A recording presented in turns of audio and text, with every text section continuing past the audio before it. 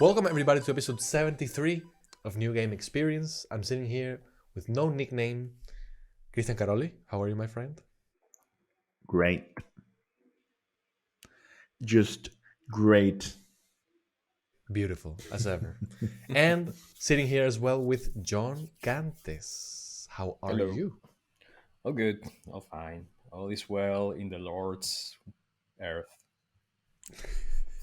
That reminds me. I don't know. I don't think you've ever seen the. What's the name of the podcast? Iron Lords podcast. You Yeah. do know it, Christian. Yeah, of So course. they record every Sunday, and they always say like the Lord's Day, and I never know if it's really a religious thing or if it's like a Destiny thing. It's probably both. So Destiny thing? There's a Lord in Destiny? yeah, the Iron Ah, Banner, the right? Iron, Like Iron Iron Man. Banner. Yeah, the Iron The Iron Lords. Banner. Yeah. No, I was thinking Iron Christianity Banner and Destiny. I was like, control. Zavala? What? Zavala, yeah. By the way, those things are getting crazy. The other day, I'm not gonna play Destiny anymore probably, and I was listening to a spoiler cast, and it's getting pretty crazy. So if you want to get in on it, I need to pick it up again. I already spent €100, so might as well. If you Yes, want to might get as well. on it right now, you can't because it's not beginner friendly at all. oh no, not at all. That's true. That's true. You need to forget what you know about time, space, and money.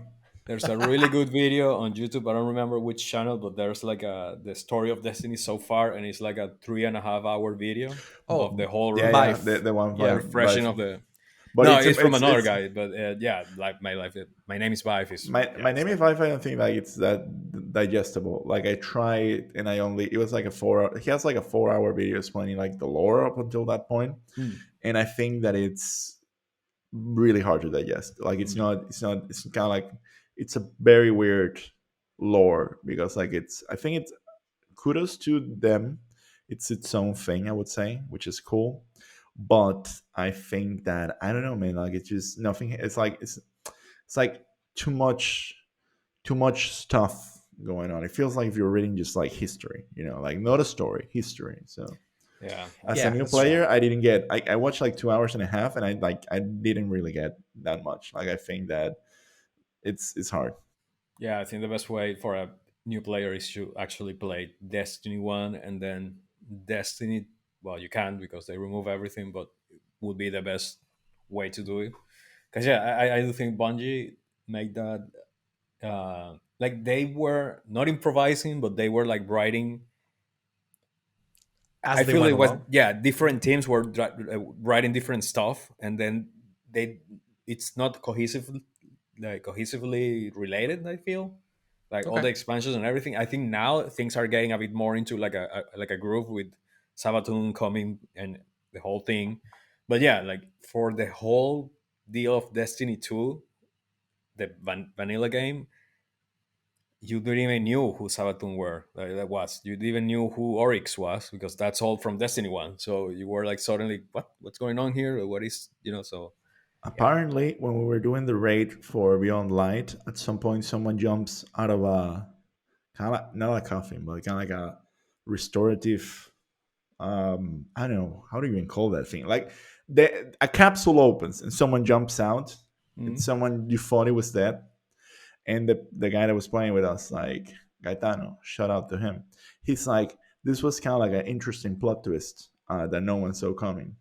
And I remember just being there, with my machine gun, thinking like, yeah, I don't know who this guy is. Can we just keep moving forward? Like, what the fuck is this guy? Yeah. Yeah, I know. Like the fact that it's such an important twist and that they didn't really make it enjoyable by anybody new is kind of weird. I don't know. That like something should have happened there, I think. Yeah, But I don't know. this is not the podcast, the Destiny podcast, but yeah, like it is hard. I think I wish they tried to consolidate everything into like a Destiny, not Destiny 1 or Destiny 2, just Destiny. And I don't know, do something kind of like Guild Wars did, like the MMO or like Final Fantasy 14, just bring back the good pieces of the old content, like the main content, so people can actually jump in play through it, take your time, and then you leave everything extra or the new stuff as the end game content, the grinding content, but you have like the whole streamlined story till that point. Like that will be perfect. Like you can play with your friends in co-op, you just do something, you have some movies, something. Christian has a face like, no, that's shit. But yeah. Well, now with that Sony money, maybe they'll do it. I don't think Or a so, but movie, or maybe. a movie, man. Like they Oh have yeah, Sony Pictures, yeah. So who knows? true. That'd be cool. Netflix Well, show. we are not here to talk about Destiny because we were Destiny players. Now we're not anymore. Not even Christian. I mean, unless he takes up the mantle again. But I'm not gonna put my hands in the fire there because I know what it is to fall out of Destiny, and when you fall out, you probably never go back. Okay, so speaking other things than spending 100 euros freely willy nilly, we're gonna be talking about the current state of the current gen, which is kind of poorly phrased, but I apologize. I'm just doing this as I go by, my friends. I The can't. current stand of the can't. current gen. The current state of the current gen. So, Okay. of course, we're talking about PS5 and we're talking about Xbox Series S/X. And we've already had a year and a half with these consoles. And we've seen stuff. We've had a little bit of time to test things out, and we're gonna go platform by platform later. But how do you guys feel about this generally? I'm really like a wordsmith this episode. So Yeah, the okay, gen generally of the current. Yeah. yeah, exactly. So John, what do you think about this gen generally speaking? I mean, I think it's good. Like, Okay, That's how about the end you, of the Christian? episode, folks. What- Oh, great insight. We Let's talked go. about Destiny, not playing Destiny for like 15 minutes, and then we're like, it kind of holds up. yeah, everything's fine. Worth See the you. money. Worth the money. No, but I think it's good. I think it's been quite a rough start for reasons that we all know. It's been a really slow paced first years of or birth of the new slash current generation. So yeah, I mean, so far it's been good. Like we have seen really cool stuff that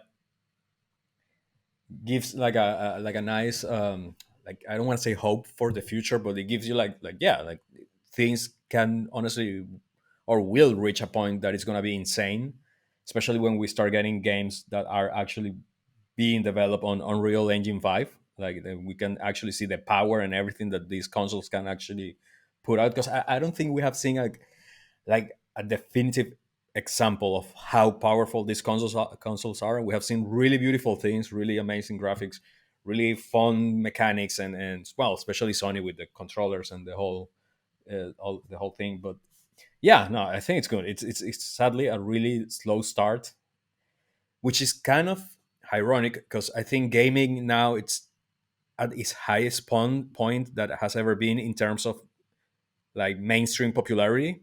Like now gaming it's a cool thing. It's like it's what the cool kids do, and it is fun that the hype of that scene, I don't know how to put it is not reaching because everything was delayed thanks to the 3 years of or whatever. I don't know how long we have been on the pandemic, like 50 years, I don't know. So yeah, it's kind of What ironic that how pandemic? things. Which pandemic? I don't know. Is there a pandemic? What? Yeah. Well, that's the reason that that the PS5 is still a mythical creature that you need to hunt, And crypto and bros. and cryptos and Don't NFT, which is remember. Don't remember the crypto bros. oh god, yeah. But yeah, I think it is a slow start. I don't want to say disappointed because it hasn't been really a disappointing thing. Although I do think some people may be disappointed because yeah, there's not that many games. Like honestly, if you sit down and you say, hey, which games are exclusive for current generation only, I think you can count them in one hand, maybe two hands, like exclusive like PS5 games. Or I don't think there's a Xbox Series X exclusive game only, because I think Halo Not you can yet. still play on an Xbox One. No, so Correct. yeah, so there's no really anything that is like only PlayStation, and yeah, it's hope for the future, I think. So I don't think that Xbox is gonna get to that point anytime soon because their philosophy is a little bit there on play anywhere kind of thing. Even the cloud, like if anything, I would even imagine them doing kind of like some type of cloud play inside the Xbox One for the 12 people that still have one. Uh, sorry, I had to do it. I mean, I think that for me, this is a very interesting generation because the wow factor that we got from the last generation, I think it was also a, a little bit delayed like this one, you know. Like I think that the jump from PS3 to PS4 wasn't as dramatic as the jump from PS2 to PS3 or like Hmm. from PS1 to PS2. And I Yeah. think this one is a little bit more dramatic because but it's just in a different vectors. Like when I like the first game I had with the PS5 was Demon Souls. And as soon as I saw the loading times, as soon as I saw how it looked, the resolution, it was like, wow. I don't think that there's anything like impossible that you can't do in the other generation. But the wow factor in this one is definitely there. I just don't think that we are going to like beyond the loading times. We're not gonna see anything that's gonna be like, oh, this would be impossible in the previous one, very dramatically. You know. And Yeah, now when it comes, but now here's the game changer: the Nintendo Switch. Just kidding. God damn it, fucking Nintendo Switch. But Um, you really don't think that it's gonna happen when games that are being developed only on Unreal Engine 5 start coming out? You don't think there's gonna be like a wow factor, like a wow, this looks completely insane. This would have never been possible on PS4. So I think it's gonna be the similar wow factor that I got from Demon Souls. Like that was my wow factor. It was like, wow, this looks great, Okay. but it's not such a wow factor as um as the ones that I had from PS2 to PS3. I would say. No, wait. I Was it? say Yeah, yeah. I mean, PS1 to PS2 maybe like so from well for PS1 to PS2, like 100%, it was kind of like an incredible game changer. no. But I think I'm trying to think like some of the best games that we had on PS3, like Metal Gear Solid 4. I think Hmm. that the Metal Gear games are like a good standard for yeah, wow whenever yeah, they came true. out. So if we use that as a reference, when the PS3 came out, they had Metal Gear 4 and wow you know. So I guess that's kind of like my point. And if they were Yeah. to make Metal Gear 6, which I hope that they do it with Kojima or like something similar, although I know that it's not going to happen, the wow factor, I think that we already had it, you know, Hmm. which is with Demon Yeah. Souls. Yeah, it's true. Like if I go back, mostly like the change between, for example, Final Fantasy 9 to Final Fantasy 10 from PS1 to PS2. I mean, Final Fantasy 10 is a game that nowadays even I am actually playing it on Xbox, like the remaster edition. But it's a game that it's still like you see that compared to what came before, and you're like, damn, like I was, well, yeah, I was conscious back in that time, but I didn't. I was too small, I think, too young to really grasp everything. But yeah, I think that that jump from PS1 to PS2, or even Super Nintendo to Nintendo 64, like I even remember playing Super Mario 64 for the first time. And for me, that was the most realistic thing that I have ever seen in my life. It was more real than life itself. So I was like, wow, this is amazing. Life We itself. come from Latin America to all the Yeah, that's true. listeners. So everything in That's Latin America, that's the it's like trouble. 60. Yeah, it's So 64 bits, and everything is polygonal. So also the TVs were different, so it looked yeah, better than they look today in the screen. Like it yeah, was, they looked as best as they could. as I I, could. Yeah. I so I don't know. Like I think that PlayStation is definitely like in a better place because they have committed to some of the next gen games. I think a bit more seriously. Like Hmm. I think that Ratchet and Clank and Returnal Hmm. and Demon Souls together, and also like Spider Man. Like I think that all the studios have done like the best to showcase kind of like the next generation. In the case of Miles Morales, I know that you can still play it on a PS4. Can you can play it on a PS4, Yeah, right? Yeah. Yeah, of course. yeah, So I know that it's still available there, but it's a good example of like what you can do on next gen is just dramatically better. Like you can have like ray tracing, you can have I think it's like 60 FPS as well together. Like they have like a super performance mode that is not 4K, that is like the whole shebang. Same thing for Ratchet and Clank. Like I mean, the potential is there. I haven't seen the same from Xbox, and I think that that's kind of like smart, you know, like yeah, yeah. They're it's playing the long game. I feel Xbox like, and they have, like we said, different focus too, like to what they want to do with their platform. But yeah, Yeah, it's crazy. I think we're gonna go like a little bit deeper into each one, but in general, I'm happy with this gen. I think that if we compare it to the last one, the beginning of the PS4 generation, for some reason I don't know why people forget, but the first years of the PS4 there was nothing to play. You could only play like Killzone, Assassin's Creed Black Flag, uh, Dragon Age Inquisition, Middle that's Earth, it. Shadow of Mordor, and that was kind of it exactly. Shadow of Mordor actually Battlefield came. 4. Yeah, Shadow of Mordor actually came a little bit later. I mean, it was one of the first. It was one of the first, but it actually came a little bit later. Like that's. I Yeah, mean, it was that dry. 100%.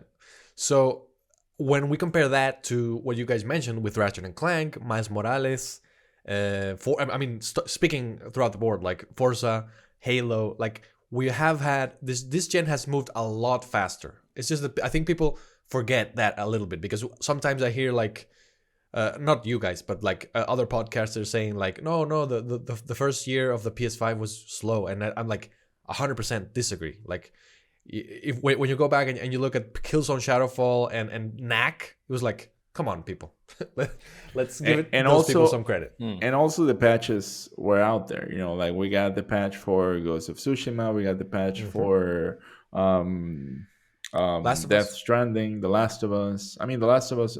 I mean, we're getting like stuff that it's being dramatically improved with this generation. Like the loading times on the Uncharted remaster, they're just insane. Like you used to loading up Uncharted would take time. Like it would take a few minutes, and now it's just like and I think those are the best places where you can see like radical improvements. I think that also we have all the like the library immediately accessible, which I don't think it was necessarily the case with the PS4, if I remember correctly.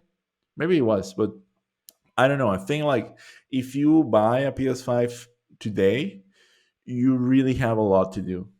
Like if 100%. like I mean, in some games, yes, you can play them on PS4, but like games like Control or Ghost of Tsushima, they are dramatically improved on next gen. So Yes, and also there's the backwards compatibility thing where if you buy a PS5, you already have your whole catalog from PS4, which even if it doesn't have a patch, you can still play it, which is actually something very significant because we didn't have that with the PS4 coming from the PS3. Like everything you had on the PS3, like there were a couple of exceptions maybe for downloadable games or stuff like that, but in general you couldn't do that.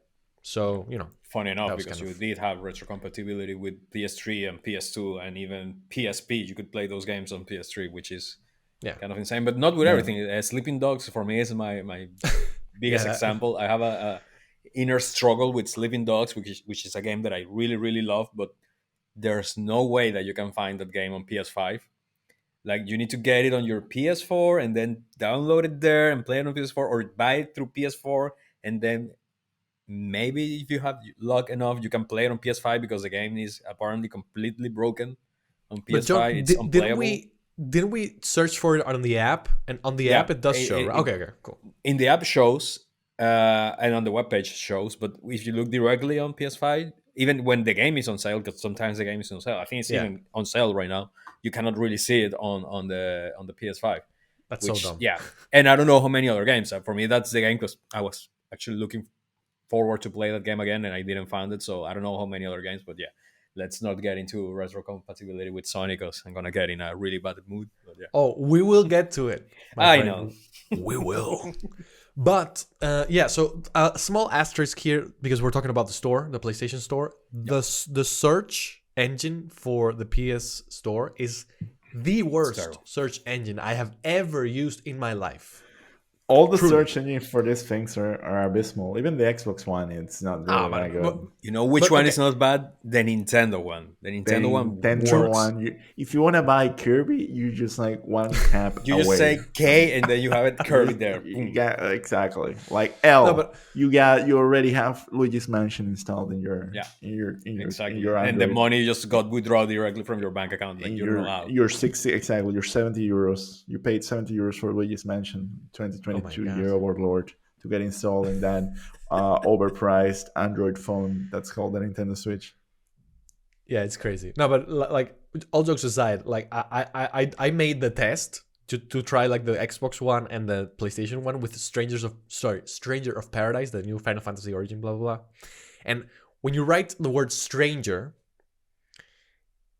I think it shows up not as the first one, probably.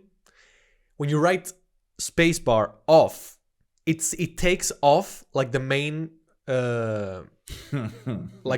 search, so everything with off comes up, and Stranger of Paradise is nowhere to be seen, and No, and so it's so I was fucking looking stupid. Mafia. I was looking for Mafia Yeah, yeah. yesterday. I think it was with you. And the thing I type Mafia on the search bar on the PS Store, and what the thing was showing me was like, I don't know, Final Fantasy 14 add-ons or shit like that. And I was like, how in the fuck this even relate? Mafia Final Fantasy 14. It's not even the same. It doesn't even like I don't know, It's man. crazy. It's Come on, insane. man. You have Because they money. want to Fix it. sell that one.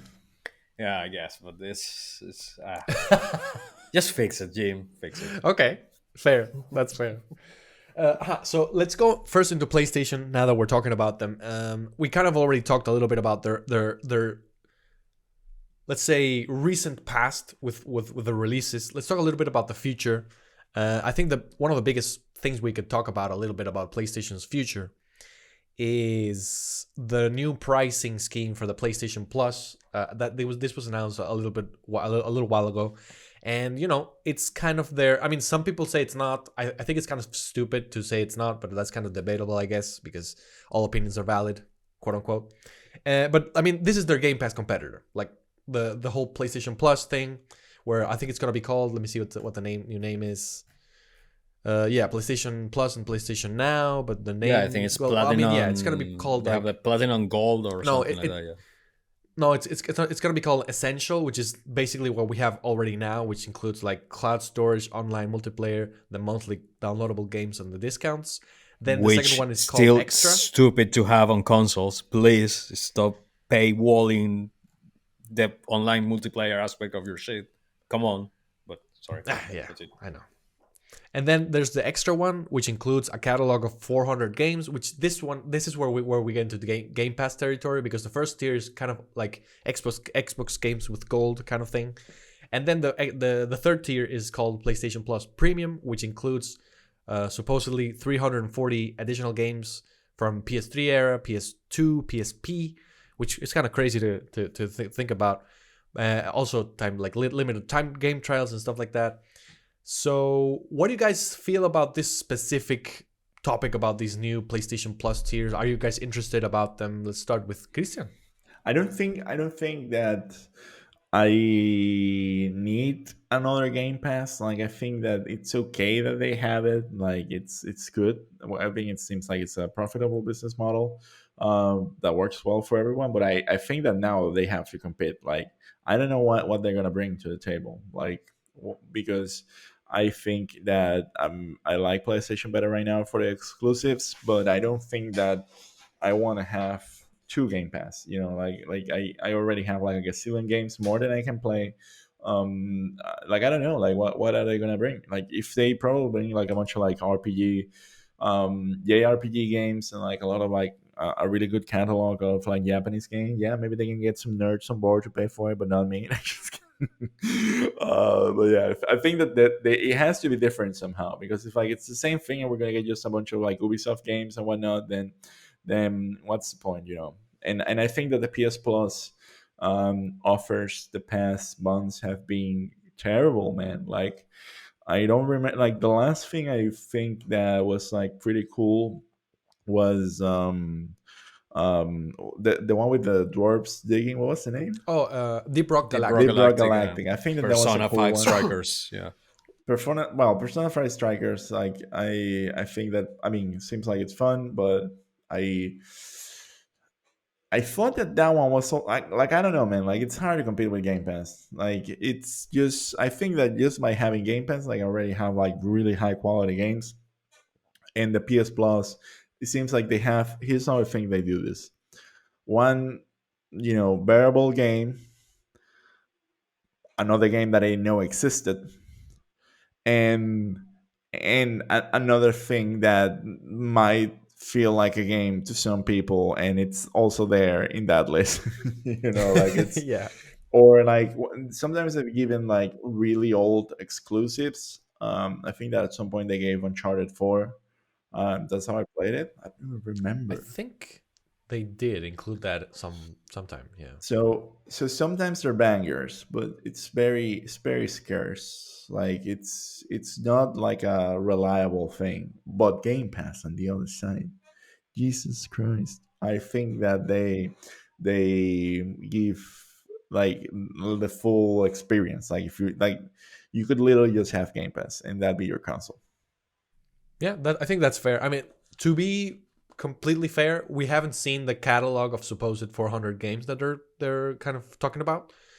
I don't think so. In my mind, it makes sense that this catalog is probably the same as the one that we have now in PS Now, and they're just kind of moving it forward and naming it something differently. Like I'm not expecting that it's 400 newer games. You know what I mean? Like I think we're gonna probably see the same licensing deals adapted into this new pricing scheme or whatever it is. But I mean, perhaps I'm wrong. And yeah, like Christian said, I am not very interested in this in either of the tiers. I mean, we already have like automatically the first one because it's the same we're already paying, and even that one I'm sometimes considering because I don't really. I mean, Game Pass is so much, man. So yeah, I agree. What do you think, John? Well, apart from the fact that I'm completely against of having to pay to play online, which I find stupid and atrocious, and even to like cloud saving, like, That I find a little bit more atrocious, but I agree with you. yeah, but I Really? don't feel that we should be paying for that. I don't think that should be a service, but that should be for default.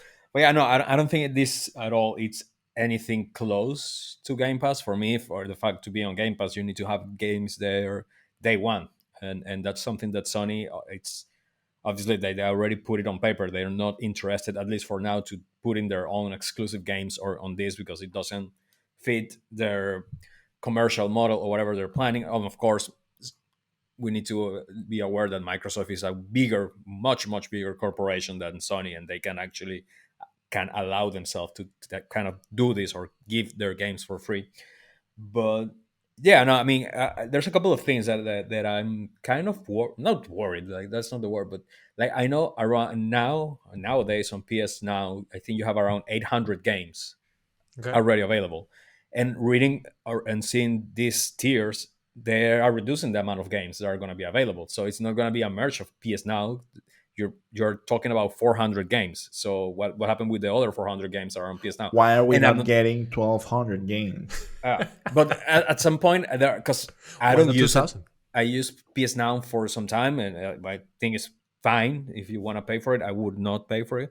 But there's some people who probably will be like, "Hey, there's some weird game that they play there that it's gonna not be." So it's kind of like a downgrade. That's the main thing. You're gonna charge more for a downgraded version of the thing that you already have, Uh, and that's kind of you, shitty. And like I don't know, I don't know if I will pay. I think I'm kind of attracted to the top tier one just because of the retro compatibility to be able to play all games from the PSP and the PS1. But that all depends on the library. I want to see which games are you gonna give me right now, and the fact that yeah, they're gonna be emulated games or how is everything's gonna be working on the on yeah. the current system. That's I Well, wait to but say no. the emulation, I don't think it's a like I like this is where I get a bit technical. Like, I don't find that like emulation is emulation. Like it's nowadays computers are super powerful, Yeah.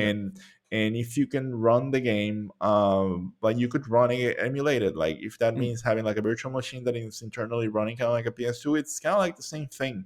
Like that's how powerful the PS5 is. Yeah. It could run a PS4 or a PS3 inside, no problem. I'm pretty sure of that. So the fact that it's emulated, I don't think it's going to be. Technically shouldn't be a problem. If anything, it's okay. Like that's the most efficient way of making sure that you can have retrocompatibility. Like Mm. otherwise, you're gonna have to kind of like rebuild the like the entire PS3 operating system just Mm. to not have it emulated. Like I'm not, but the thing with PS Now is that it's going to be a thing of the past, so they should rename it to PS 10. That should be PS Plus. Like that should PS Now should from the start be a part of PlayStation Plus. Like I feel that that should have been the move that they should have done in the because I don't think how I don't know how successful PS Now was. I don't know how much subscription or how many members are subscribed to that service. Like, but I don't think it's that much. Like, because yeah, I mean, you nowadays you start getting some bigger name games. I think even there was a game that was day one already on PS Now. I don't remember the name, like Shadow Warrior 3, Shadow I Warrior think. 3. Yeah. Yeah, but again, okay, yeah, you're starting to get some games, but I mean, who is that excited to play Shadow Warriors 3 the 3 first day? sorry, 3.2 million as of March 31st, 2021 on PlayStation Okay. Now. And then we compare that there's around 100 million PS4 consoles around the world, plus whatever millions, 114 or 15. Yeah. But yeah. plus all the PS5 that are around there. So I'm pretty sure there's more people on PlayStation Plus than PS Now. Oh, 100%. So Yeah. so yeah, that's for me. It's a weird thing. Like, why are you maintaining this thing where you're not putting like your like I think it was last year or previous year that they moved God of War to PS Now, and I think that Horizon, for example, is not in PS Now. Like, there's a bunch of their first party games that are not in PS Now, like Ghost They of gave it Tsushima. away, right? They gave that away, right? Horizon, they gave it away on Yeah. PlayStation Plus. They give it So away. that's the thing. Like, why then you just don't combine the thing? And then I think that even though I'm not gonna play probably nothing, is for me it's like Game Pass. Yeah, I pay Game Pass. I don't play pretty much any game there. I just play Sea of Thieves. So like, yeah. So I'm like, I'm much pretty much playing Game Pass so I can have Xbox Live. So yeah, I don't know. It's a weird thing. I don't know how successful this push it's gonna be. Maybe it's the foundation for something else that they are planning in the future for they for them to be actually able to compete with Xbox in that regard. But yeah, I don't know. I think as you say, it's for really particular nerds like myself that are gonna be interested in like some weird niche JRPG from the PSP that I'm gonna be able to play if it is available. No, because that's a selection. It's not like the whole catalog is gonna be Yeah. available. So Yeah. yeah. But let's move on to another like branch of PlayStation's future, which, I mean, I don't want to get negative, but it's just the one that I want to talk about now, which is the fact that they're apparently creating multiple live service games that are going to come by 2026. I think it was. I think I'm not sure if I'm mixing the numbers in my head, but I'm not sure if they said that they were going to be like 6 live service games or 10. It was something like that. I mean, there were a lot of games they're planning, and personally, I generally don't find these games very appealing because they kind of follow a model of hogging your time as much as possible, and you have to play them forever and they never end. And I'm not I need games to end. Like, that's something that I require. That's because you haven't played enough Sea of Thieves, where the adventure only ends once you die in real life. Wow, that's very deep. It's incredibly deep. Point but that's how it point is. to Xbox. As deep as the sea. What do you guys think about this live service thing? John, let's start with you. Yeah, go for it. I don't really care. Like, dude, like if that's gonna bring money to you and it's your finance, because I don't think they're gonna put their first party, let's say for one person, like one player games. Like, I don't think that's gonna affect the quality of these games. I don't think those games are gonna be like pushed back or like to throw to the side, because they know that's a core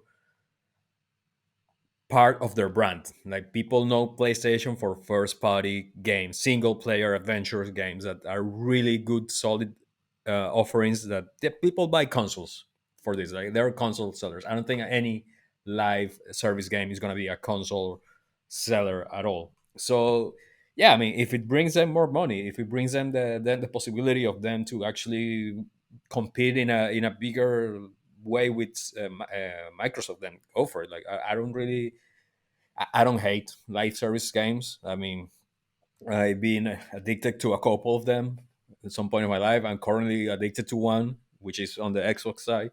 So yeah, I mean, like, go for it. Like, I don't mind, as long as they're good games. I don't really care. For me, that's the main thing. Like, make a good game and not a game that it's, as we spoke last week, like predatory type of, like, you need to pay to win.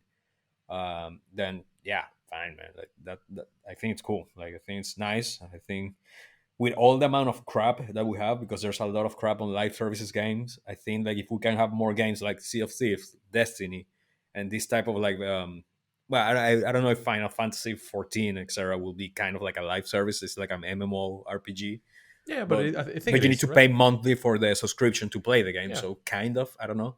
So if you give games on that level, on that quality, that you have a progressive story, that every season, every 3 months, you get new content in the game to play, and then it's like an on this unending type of game, and with the quality standard of Sony, hey, I'm all for it. Like, I don't think it's a terrible decision. I don't see it as something negative at all. But hey, maybe I'm mistaken. Like, for the first time, you are the one being the negative here because you hate multiplayer. So, but for me, it's cool. I don't know. No, but just to clarify, I'm not against it. I'm just not excited about it at all. I'm like, okay, You, whatever. you just said it. You said it. I hate it. I hate live I services. They suck. hate. What do you hate, Christian? No, I'm kidding. What do you think I about Sony's live service future? I think that it's a good strategy in the sense that those games are not going anywhere, and there should be a way that we just encourage them to be better. Like they Hmm. need to. We need more games in order to like to see what sticks. And I really like this multiplayer games. Like I think that the example with Sea of Thieves, it's something that I keep going back to because it's Hmm. it's a live service game. Like live service game does not necessarily mean hard to access it, not Yeah. fun, grindy. Grindy. Yeah. Like it doesn't have to be like that. And I think that if they crack that formula, it can mean anything. Like Fortnite is a live service game. If when you think about it, like by any possible metrics, Roblox is one. The Escape of Tarkov is one of those. Sea of Thieves is like one of those. Like we can keep going, but like in the end, even if they play it right, Elden Ring could become to some extent a live service game. I don't know, like whatever that means. And I think that they should like if you have a big enough studio, like you cannot be like, okay, we're gonna make a movie every 5 years, which is kind of like what Santa Monica Studio does with God of War. Like I there has to be a balance between this is a grande shitty game and this is a single player masterpiece. Like I don't think that, for example, if they were to say, okay, we're gonna do like a co-op mode or like a multiplayer mode for God of War, I don't think that's necessarily like a bad thing. Like if done right. I'm pretty sure that one of the games that they're probably gonna do as a live service game is gonna be like from Naughty Dog. They're probably gonna do, I'm pretty sure that they're gonna do kind of like some type of extraction game or battle royale game with their multiplayer factions, which is something that they went silent. They haven't said it again, said anything about it, and I think that is cool. Like I think those games are, there's room for that, and I understand like if someone is like, okay, I'm out, but single player games are gonna still keep coming. So I don't know. Yeah. Yeah, I mean, I think that to be worried about will be mostly if you say that, I don't know, like, yeah, Naughty Dog, but Naughty Dog is a really particular because it's a really massive studio. But like then you say like they stop developing single player games just to focus on live services game. I that I can see a bit shady. I do think that they should then, in the amazing plethora of studios that Sony has under their name, like they should dedicate studios to do these games, even if with a known IP, like yeah, the Last of Us IP, but it's not gonna be it's gonna be done by a Sony band or something like that. But yeah, like that should be like you don't put Santa Monica to just do a live service game. Like keep Santa Monica doing what they're good at, and then grab any of the other or your other studios or your just a selection of other studios working on your live services. Just kind of like Activision used to make or still do with Call of Duty. Not that you are going to put your whole company to work in Call of Duty, but like you have several studios working on this live service. So yeah, I think that that's not a bad like thing to do. I actually think it's kind of a smart from Sony to. I mean, it's going to bring money. In the end, those are companies that they look profit, and Yeah. what is profitable nowadays is this type of scheme or like so yeah. Yeah. Yeah, if they do it like you're describing, like let's say adding stuff to it and not disturbing what is already there and what strengths are already been honed and propped up, I totally agree. I mean, I'm not gonna play those games probably, but it's not about me. It's about you Exactly. guys. It's about Sony. It's about It's Sony and about their money and Sony and how their money. we are gonna put all our money in their new DLC with Halo in Last of Us NFT. Yeah, so yeah. Hope Oh they my don't go god. that way. Uh, Hope they don't go that way. I Nintendo I don't can't know. go that way. They don't have the technology. They want to, but They I don't would know. Yeah. if they could, but they can't. They There's will no make way. it at some point. If kids were able to like buy NFTs, they would have done it already. a hundred My percent. favorite. I mean, here's what I think. What I think the future for gaming is gonna be. Bear with me. This console war this console war that is like raging in front of our eyes. If you ask me who's gonna come up on top, I would say that publishers like the real money here is no longer on selling the game. It's in the live service, it's in the microtransactions, in DLCs. So as long as they get us to buy the hardware, if we can find the hardware, that's who's gonna win. Like I don't think games are gonna be like that defining. Like I don't know. Like it's the war. This war is going to take a lot of casualties, but I think that the only people who are going to be Yeah. making a bank are going to be like the publishers. Like it's If I don't there's know any publishers left if in the there are any future. publishers left after all If the they're not battles. bought by Sony and Apple and Amazon or Microsoft, they buy everybody. I think that also like we discussed like with the bets that each team is making. I think that Microsoft spend a lot of money, but I also don't see like a timeline where this materializes like Hmm. rather fast. But on the contrary, with PlayStation, I think that there are a few bangers still to be announced. Yeah, but Oh that's yeah, the thing. hundred Like percent. the thing with Microsoft, they don't have any rush to do anything with this. Like for them, $7 billion is just pocket change. So Um, I don't think they have yeah, any rush to put things out now. Like that. That's why this deal is taking so long, and everything is being like a whole thing moving really really slow. Like I do think that they're playing that really really long game. I And am worried though about how some of the announcements are like too far away. Like this whole thing. yeah, While we wait, here's another hot. Well, it's not a hot thing. Like this is pretty obvious bullshit. I'm just gonna like word it out. While we wait for like that Wolverine game or that Suicide game that is gonna be amazing, there's probably gonna be like three or five. Suicide Squad, not Suicide Game, because Suicide then game. people can. Exactly, Suicide Squad. I'm sorry, Suicide Squad game.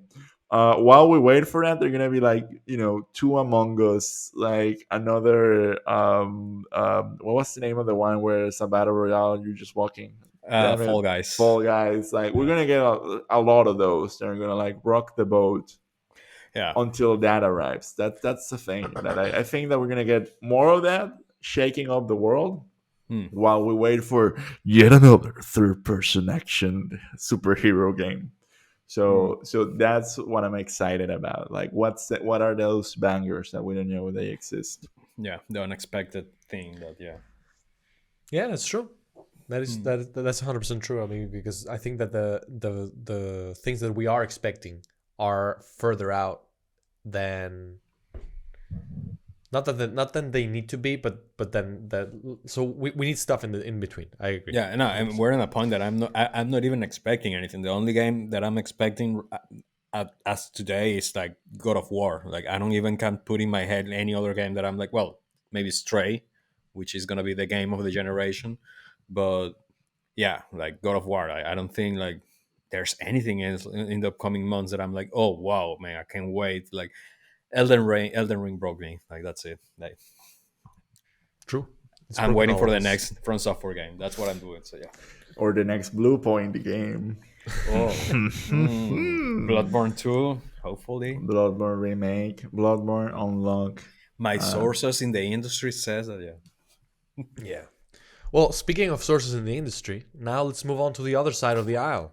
I mean, Christian already talked a little bit about Xbox, but let's talk About Nintendo?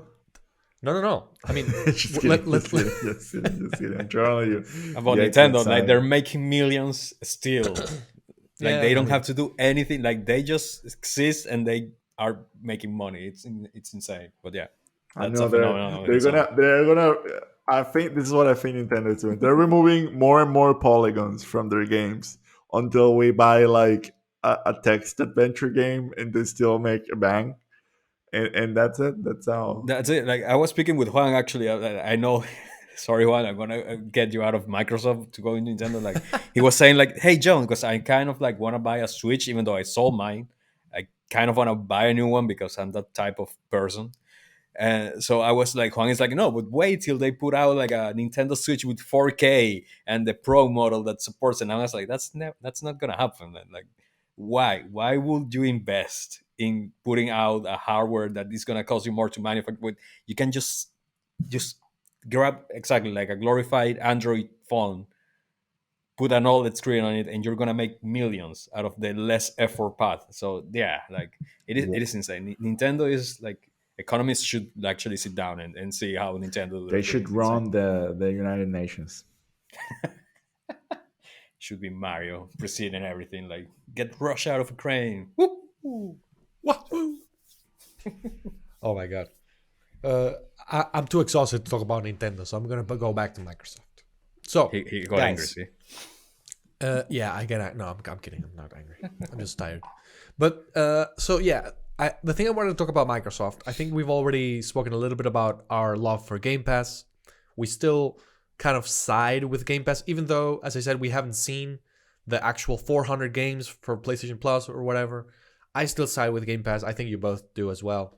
I mean, even though you can have both, like there's no need to side with anybody.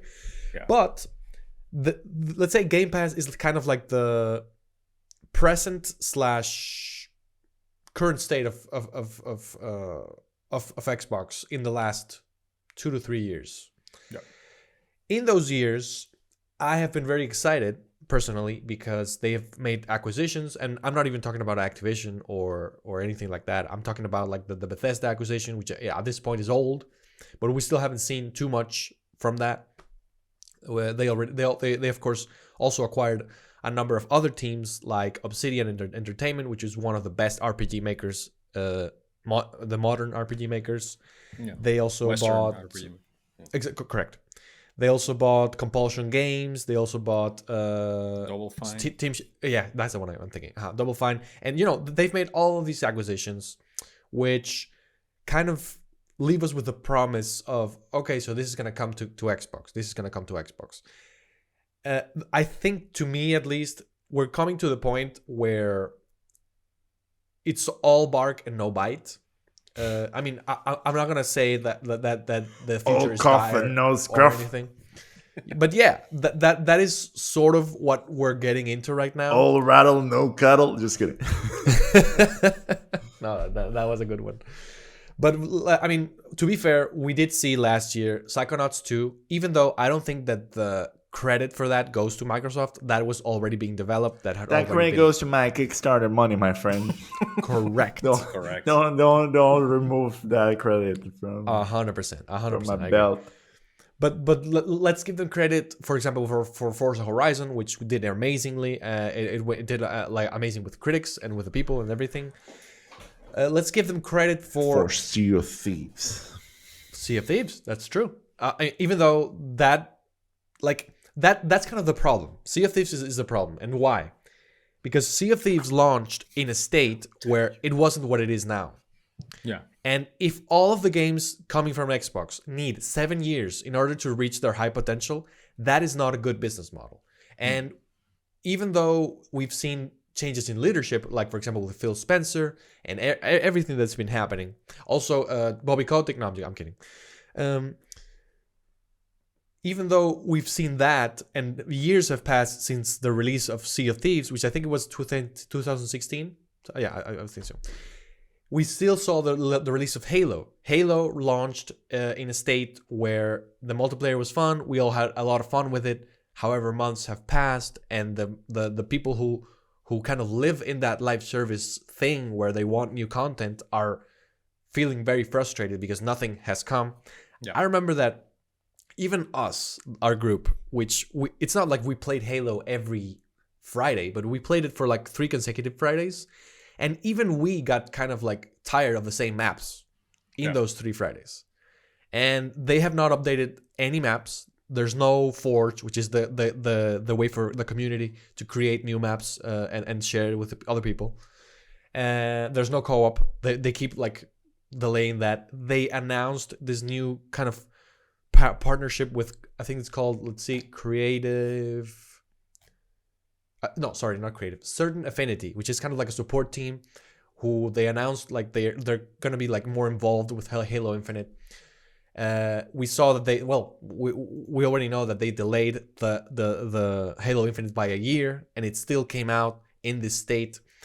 So taking into account other stories, like for example, there was a Kotaku report recently. I know that I've been talking long. I apologize, but it's my turn now, bitches.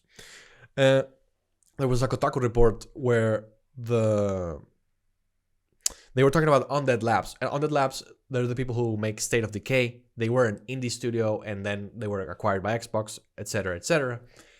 And there was like, I mean, the article is really long. It deals with things like misogyny, like a bad workplace environment. And I recommend, if you're interested in that, go and check that article, even though it's by Kotaku. So, take it with many grains of many salts. But, they talk about how they were fearing that the acquisition by Xbox kind of would disrupt their culture or kind of change it in a dramatic way.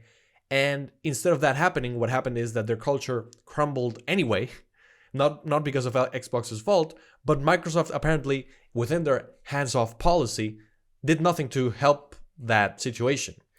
And then there's another case by the Initiative. Anybody who doesn't know, the Initiative is another development studio owned by Xbox that is was comprised by 80 people who were like top tier developers from Insomniac. The first quadruple A studio, how they call correct. themselves. Yeah, some people say that's Whatever a mistake, that means. but yeah, exactly. That's 100% true. They are the first quadruple A studio. They were like a super group comprised of people from Insomniac. I think even Naughty Dog, like super top tier people. And recently another report came out where, apparently all of these big mega talents together weren't working so well. The power dynamic was kind of weird. And I believe that the criticism of the hands-off policy by Xbox was also something that was heavily criticized. And I don't know, like, to me, this is something that I've thought of as a positive before, because it's like, oh, these developers can be creative and do whatever they want, and Xbox just provides the money.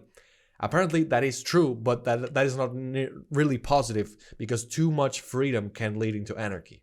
So, I don't know, like, this leaves me in, like, all of these things that I've mentioned leave me in a very doubtful place regarding Xbox's future. I hope I'm wrong, but I don't know how you guys feel about it. Let's start with this. I don't think they have like a golden one. I don't think neither Xbox or PlayStation have like a golden wand to figure out like what's the magic formula to get studios to work.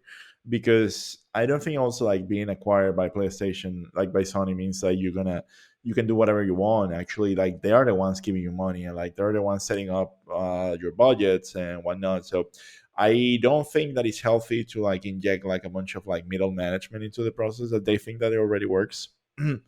But like I don't know, like it's always like how like expectation management. Like I don't know why a studio would say, "Oh, we were expecting Xbox to help us." It's like, what do you need?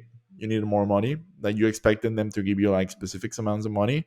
You were expecting them to tell people to buy your game. I don't know. Like it just I do think that they have acquired a bunch of studios, and there is like this tweet from Bruce Straley, from like one of the directors from The Last of Us, where he says, "I'm gonna quote."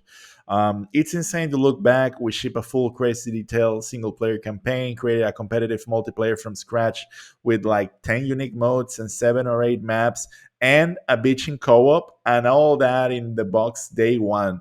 Talk about insecurities, lighting up people. We're okay. Like this is reference to Uncharted 2 that came out in 2009. Um, yeah. So that's change, you know. That's change. I don't think that you can't do that anymore. Of course you can. You just need to do it like it's just like it seems like it's not worth it to do it anymore. You know what I'm saying?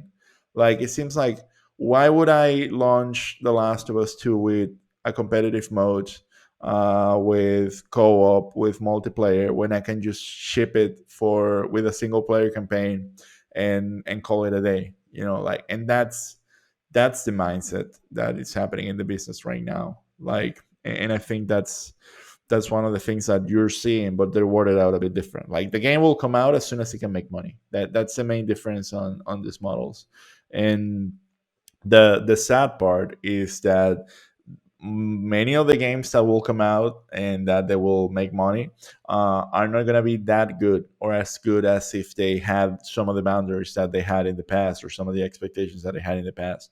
I don't think I would be incredibly surprised that Starfield comes out and it's already a banger. Like I would be like incredibly skeptical of that. Like it's not how that studio operates anymore. And it's almost like they never operated that way. So why would that change under the wings of Microsoft? Like what fundamental changes are gonna Microsoft execute that they're gonna make them change the way they ship games other than like is Microsoft gonna be the one telling them, hey, wait until it's ready to ship? Like there's no way that's happening. Like that's not why they bought them. They didn't buy them to tell them, hey, ship this game where you think the time is right, you know. No, yeah, I know what you mean, but I think that I mean when you buy so many things, there has to be somebody at the top who's managing it, and I don't know if that person is Phil Spencer. I have no idea who that is, but there has to be a plan, because one thing that was very enticing about Xbox acquiring so many people was that if they got their cards correctly in a row, they could launch a first party game like every 3 months, and that would be insane. And I think that's still possible. I mean, nothing has happened that says that that's impossible, but I think that it's taking a little bit longer than I thought it would be. That's just what I think. What do you think, John? Yeah, I mean, I don't really have, I think, anything to say about it. Like, yeah, it's like I was not 100% aware of the situation, the dreadful situation on next. Nah, I'm joking. No, but yeah, it's kind of worrying. But yeah, in the end, like, yeah, it's like you cannot expect Microsoft coming and solving all your issues. Like that's kind of weird. I don't know. It is a weird thing, a weird state to be. And again, I'm gonna stand on my quote or like my thought that Microsoft is not in a rush. Like Microsoft per se, like they're like Xbox, they're not in a rush. It's not they're lacking money. They need a banger success right now. They're doing extremely well just with Game Pass and just bringing some games into the mix and have I don't know how many people, 40 million people subscribe to Game Pass. That's that last time that we saw. So yeah, I mean it's 40 million or something I like that. I don't think remember. let me search for that. Or a lot of millions of people who are Yeah. paying for that. So yeah, I don't think they have any rush. It is dangerous though. 25. 25 million people. Okay, well, if you put that at 12 euros per month, that's quite a big chunk Oh of yeah, money. 100%. But per month, not even like it's not like a sell of a game. That's income that is coming per month. So Correct.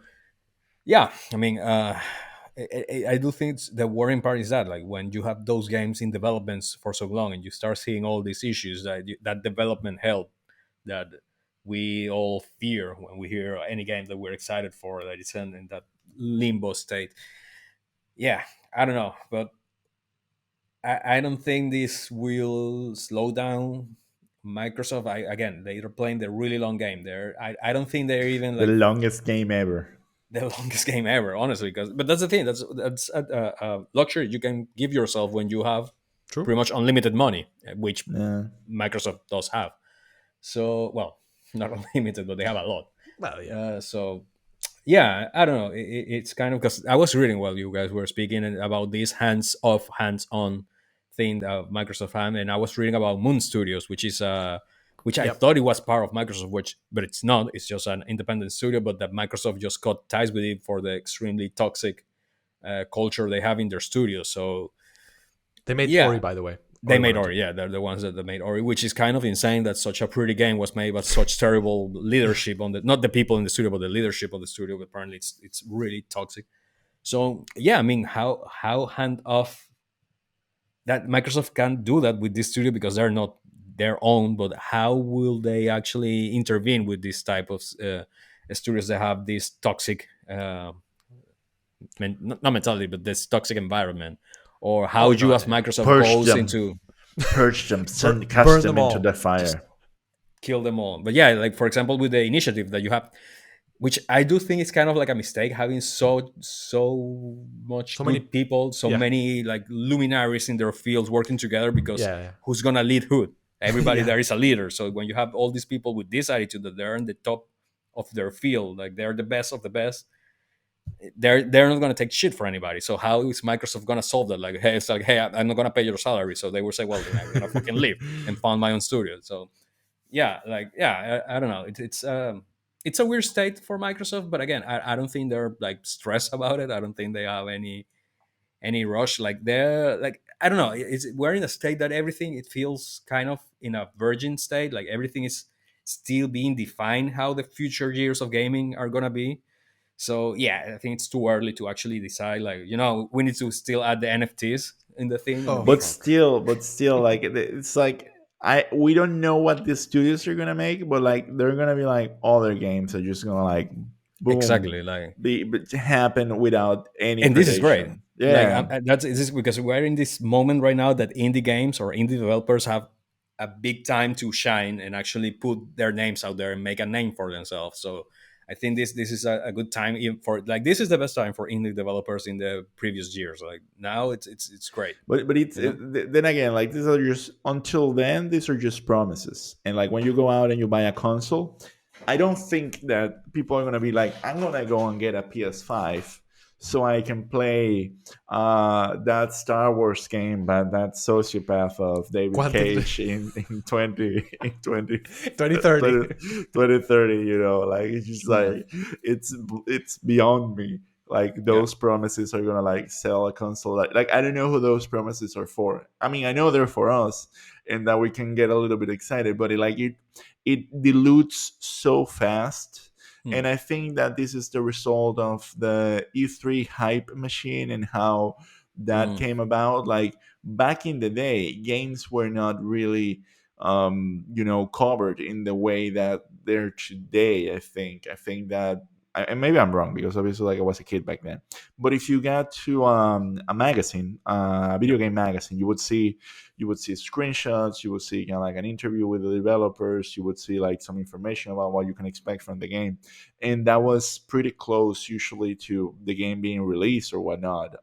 For the most part, you would still have time, but not like bro, not like 3 years of like you know in pre-production or stuff like that. I or really fucking Elder Scrolls 6, where it's like, like who's working on that. And also the main problem as well is like you see the advances in technology and hardware, and it's obvious that these games, the longer they take, the worse it's going to be for everyone. Hmm. Like the amplitude of a game like Skyrim works because like most likely there was kind of like a lot being developed at the same time and just pushed through.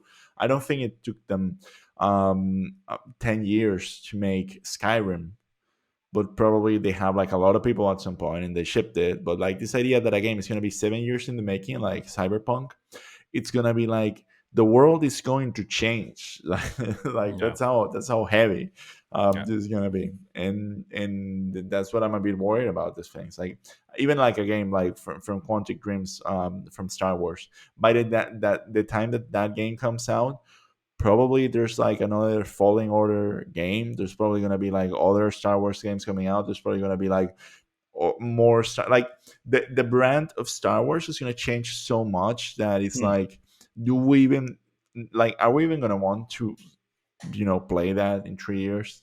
I know I will because I love the cringe of playing a terrible David Cage game, so I'm not gonna miss that. Yeah. No, but it's really even technology wise. Like you say that game, I don't know when they say like 2027, 2028, something like that. That's what something like they that. were. Yeah. By that time, we're talking that the current generation, it's gonna be nine.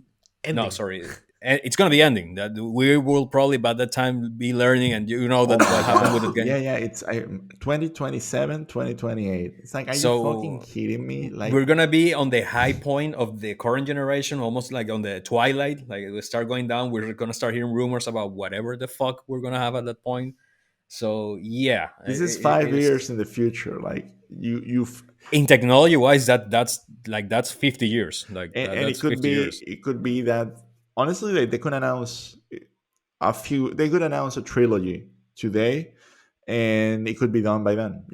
Yep. They True. could be like on Ryan 2025. Johnson's Star Wars trilogy. Yeah, like 100% they could do that. Like the Force Awakens was in 20. um 2015, and Uh-huh. then the other one was The Last Jedi was on 2017, 2017. Yeah. We're and gonna then speak the about other one and then the last one, and then the one we really really don't want to talk about was like yeah, honestly, like hands down, we could have another trilogy, yeah.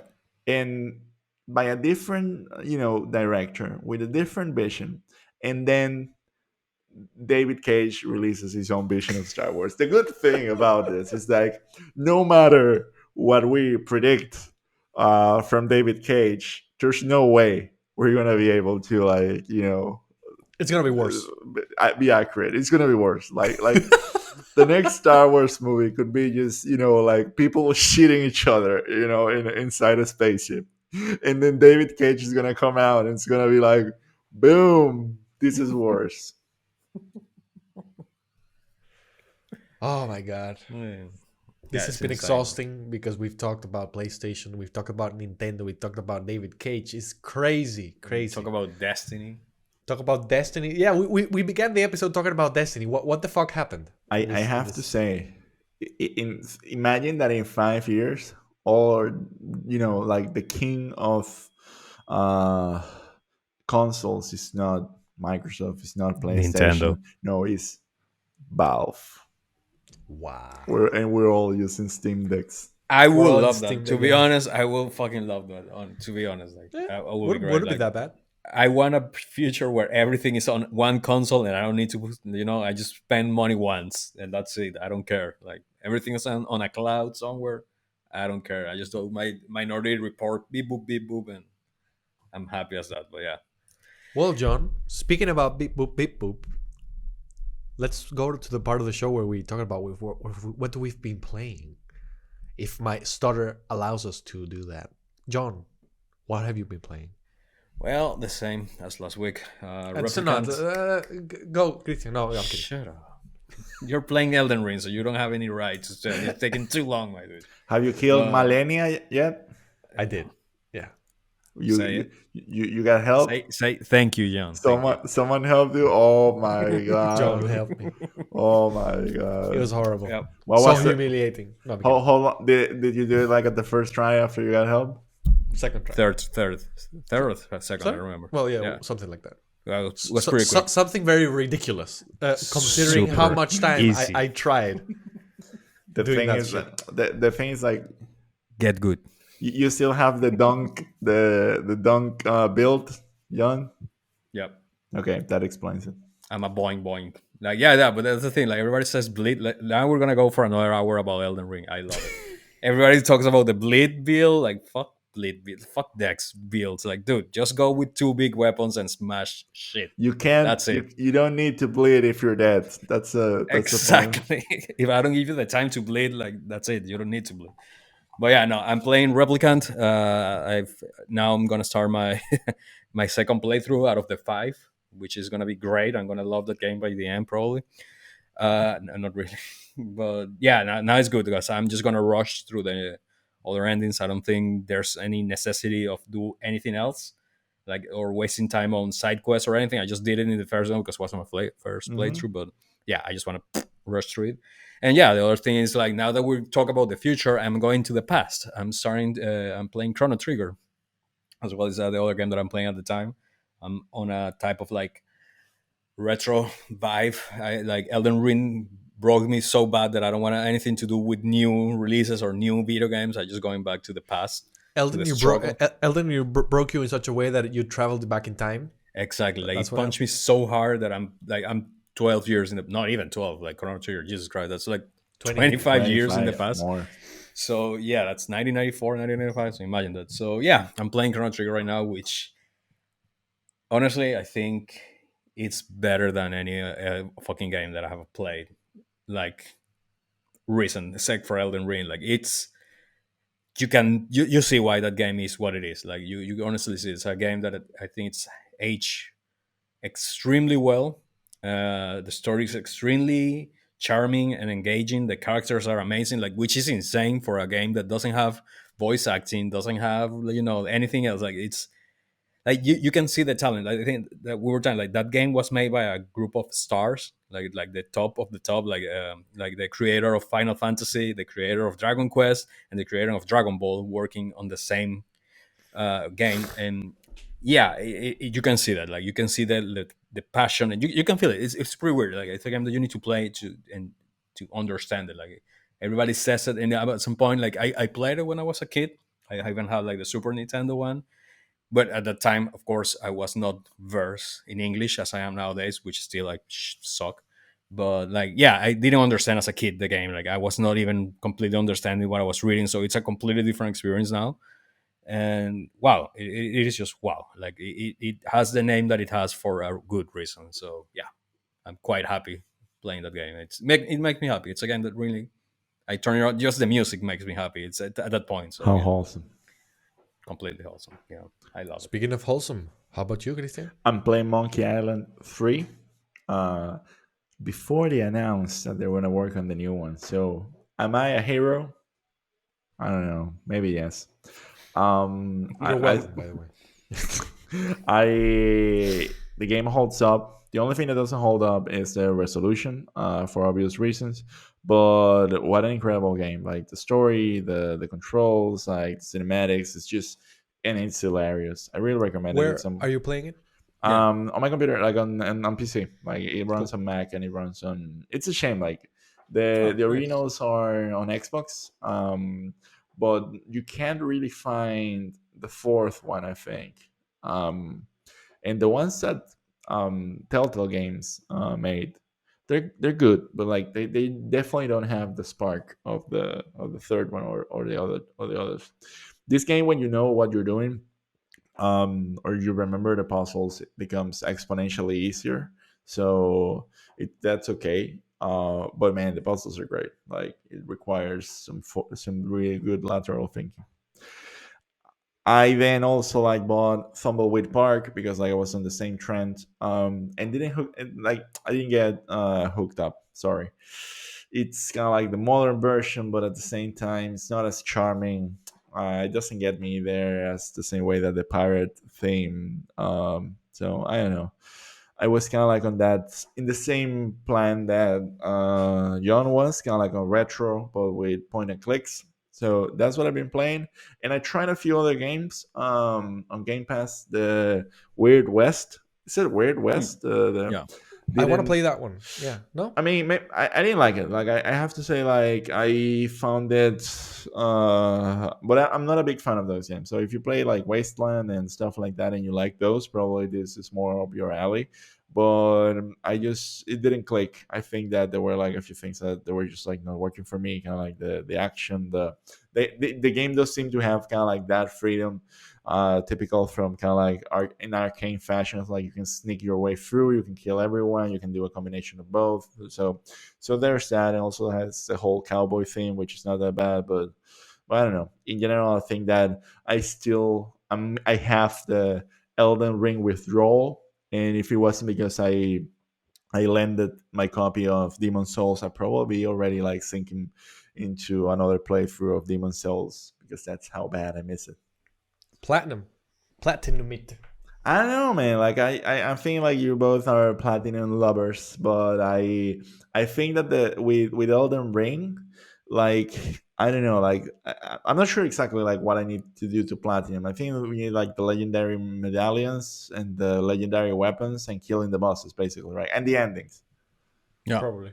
Pretty much. That's the main thing. Yeah. Yeah. So I mean, I I think that for me, the ending part is the one that breaks the game a little, like the whole saving, uploading kind of thing. So I don't know.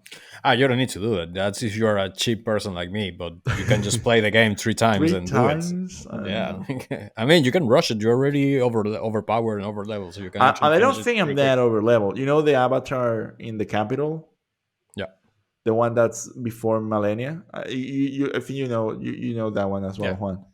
Yeah. I still haven't killed it, and I got into the game and say like I'm gonna Hmm. kill that asshole.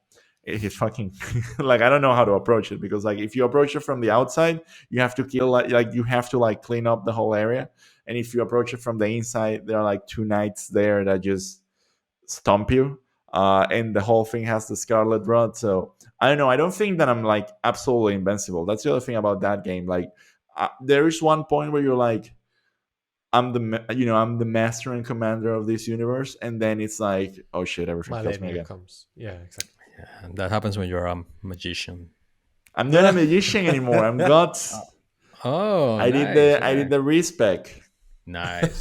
Finally, you grew a beard. I Okay. am, but I still I'm not happy with the whole.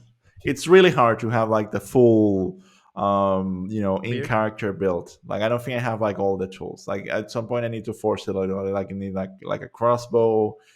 There's kind of like a gun in the game, but like it's not really like the same flavor. So I'm not 100% with the build. Cool. Well, guys, I don't really have much new to say about Elden Ring. I mean, I'm enjoying it very much. I came across this, to me, bullshit boss. To John, is a boss that he killed by himself at the fifth try. I mean, congratulations to you, my friend. You're the best. I Not really. thought that it was just too much. And up until then, I hadn't used any summons. I hadn't used any help, and I was kind of enjoying it that way. But with this one, I was like, I'm not gonna even. No, I'm not gonna do this. And yeah, we beat it yesterday. Then we did some PvP, which was really fun because we kept like luring these invaders in and killing them, and then they would kill us, and then and then so it would go. It's pretty fun. Like I'm pretty excited that that is a thing going on. Like the PvP aspect of the game still is there, and If you're up it's for that, let amazing. me know and we can do a fight club. Oh yeah, Yeah, we were 100%. doing that. Like I was on his session, and then he put like the luring Yeah, thing, and we have two guys inviting, no, Invading. invading. invading. Jesus Christ, see? But And I'm playing Chrono Trigger. but you Jesus. were you were fighting them both at the same time, or you were doing like one on one? At the beginning, yeah, I wanted to One-on-one, be, yeah. At the beginning, I wanted to be an asshole and just bully some kids, and then I was, oh, let's do this, like, and then I was like sitting down, and then the guy comes and like, you do your vow, and then I was waiting for the other guy to come, and then we play, and then one die, and then I got kicked out of my fight, but yeah, that was. So here's Don't die, how we were doing it the other day. We were three. One person is invading, and then if that person is using rivers of blood, we all kick their asses. But if not, it's like he has to kill like one by one kind of thing. Okay. Oh, that's fun. That sounds fun. I think it will be more fun just to run behind them with two, like everybody with great swords and just like start smashing. If they're using rivers of blood, like that's what we were doing. I had like the god sword, but if I saw the rivers of blood, I would just swing to the moon veil and be like, no, get the fuck out of here. I don't understand. I don't know. I don't understand why people hate the rivers of blood. Like, to me, that's nothing. It doesn't make any But damage to have you me. I seen just it- delete people. So. Have you seen it in PvP? No, I don't think nobody yesterday have the rivers of Oh blood. yeah, that I can no, remember. yeah. When There was I some was guy I was killed 2 times by the rivers of blood. if that's the Oh. thing in PvP, like the problem with rivers of blood is just in PvP. Like it's absolute bullshit. Okay. Is it that's the one that does like a cross slash, like it's Yeah, like a red Yeah. slash, and then you can do that. The thing is that you do that twice, and then you do that like more and more, and it seems like it goes through shields, so it bleeds you. So it's a pain in the ass. You know how you fight that? You don't give them don't- time. You yeah. just hit them once and Just they're hit dead. them once. Yeah, they have, 2 swords Yeah. in the face, dead. Like, there's no better feeling like that. When they see that, you can sense the fear. That's the only When you thing. jump and you hit them, and the whole life bar goes like that, you can see, you can feel the panic on those kids, and it's like, delicious. John. Yesterday, John was. I'm gonna use this word that I've never used before. He was giddy. Yeah, He was like, you know, it was Of horrible. course. yeah. It was horrible and beautiful at the same time. Just like everything Yeah. with John, you know. I was being Patches. That's my name. Lol. I'm gonna change my name to Patches, the actual live Patches of the game. So yeah. Oh my god. Well, speaking of patches, we've reached the end of the show. We hope you enjoyed it. We've talked so much about so many disparate things. This was supposed to be like a current Jane state of the union, whatever, and it ended up being whatever of the it Union. ended up being. And that's the magic of the show. Unscripted. We have no script. There's nothing here. There's just empty coffee and cell phone, some cream. 2 liters of Coca-Cola. This of thing for course. Bellota's things, you know. There's nothing here. So if you enjoyed the show, subscribe, like it, comment, share it with your friends. Check out hammerspacepodcast.com. Share with your enemies so they become with your- stronger, and then you search for that strength to fight them. Yeah, Absolutely. Exactly. Get good. Get good. But you know, I'm gonna end the show with this. You can get as good as you want, but you'll never get as good as John. I saw that yesterday, and that is He is the true Elden Lord. he is the true Elden Lord. A shard bearer. I mean that. I mean that because Thank you. normally Normally, I'm like, I don't like getting this, but now I'm like, yeah, I know, I'm really good at that game. His real name is Godjon, Exactly.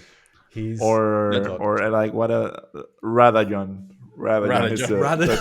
that's a son of Radagon. rather John. Oh my god. We'll see you the next episode of the show. Byron.